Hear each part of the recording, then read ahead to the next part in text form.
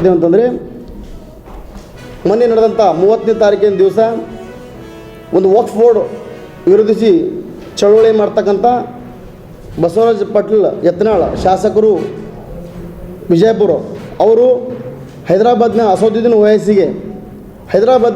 ಓವೈಸಿಗೆ ಬೈಯುವ ಬರದಲ್ಲಿ ನಮ್ಮ ಜಾತಿ ನಿಂದನೆ ಪದವಾದ ಅವಾಚ್ಯ ಪದವಾದ ಮತ್ತು ನಮ್ಮ ಉರ್ದು ಮೂಲದಿಂದ ಬಂದಂತಹ ಪದ ಹಜಮ ಪದ ಒಂದು ಬಳಸಿ ಇವತ್ತಿನ ದಿವಸ ನಮ್ಮ ಕರ್ನಾಟಕದಲ್ಲಿ 18ರಿಂದ 20 ಲಕ್ಷ ಜನಸಂಖ್ಯೆಯನ್ನು ಚೌರಿಕ ಜನಾಂಗದವರಿದ್ದೀವಿ, ಎಲ್ಲರಿಗೆ ನೋವು ಉಂಟು ಮಾಡ್ತಕ್ಕಂಥ ಕೆಲಸ ಈ ಬಸನಗೌಡ ಪಾಟೀಲ್ ಯತ್ನಾಳ್ ಅವರು ಮಾಡಿದ್ದಾರೆ.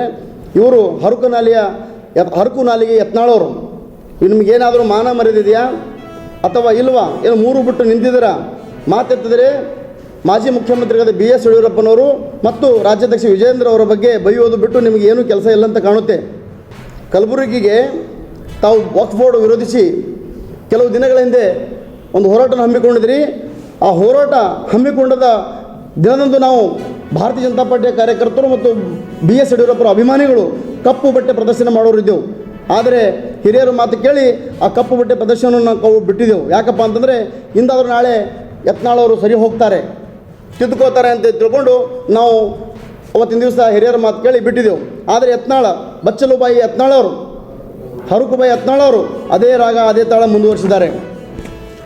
ಅದೇ ಬಾಗಲಕೋಟೆಯಲ್ಲಿ ಇವತ್ತು ಯತ್ನಾಳ್ ಅವರು ಯಡಿಯೂರಪ್ಪ ಅವರಿಗೆ ಬೈತಾರೆ, ನಮ್ಮ ರಾಜ್ಯಾಧ್ಯಕ್ಷರಿಗೆ ಬೈತಾರೆ ಮತ್ತು ಯಾವುದೋ ಜಾತಿಗೆ ಬೈತಾರೆ, ಯಾರೋ ವ್ಯಕ್ತಿಗೆ ಬೈತಾರೆ. ಆದರೆ ಇವತ್ತು ಅದೇ ಬಾಗಲಕೋಟೆಯಲ್ಲಿ ವಕ್ಫ್ ಬೋರ್ಡ್ ಹೋರಾಟದಲ್ಲಿ ವಿಶ್ವಕಂಡ ದಾರ್ಶನಿಕ ಶರಣ ವಿಶ್ವಗುರು ಮಹಾಮಾನವತೆ ಅಣ್ಣ ಬಸವಣ್ಣನವರ ಬಗ್ಗೆ ಹಗುರವಾಗಿ ಅಪಹಾಸ್ಯವಾಗಿ ಬಸವಣ್ಣನವರು ಹೊಳೆಯಲ್ಲಿ ಹಾರಿ ಆತ್ಮಹತ್ಯೆ ಮಾಡಿಕೊಂಡಂಥ ವಿವಾದಿತ ಹೇಳಿಕೆಯನ್ನು ಇವತ್ತು ಬಸವಣ್ಣನವರ ಬಗ್ಗೆ ವಿವಾದಿತ ಹೇಳಿದಂಥ ಕನಿಷ್ಠ ಕೀಳ ಮಟ್ಟದ ಒಂದು ಮಾತನ್ನು ಆಡಿದ್ದಾರೆ. ಅಂದರೆ ಅವರು ಆಲೋಚನೆಗಳು ಎಷ್ಟು ಇರಬೇಕು ಬಸವಣ್ಣವ್ರ ಬಗ್ಗೆ ಕೂಡ ಬಿಟ್ಟಿದವರು ಅಂಥದ್ದು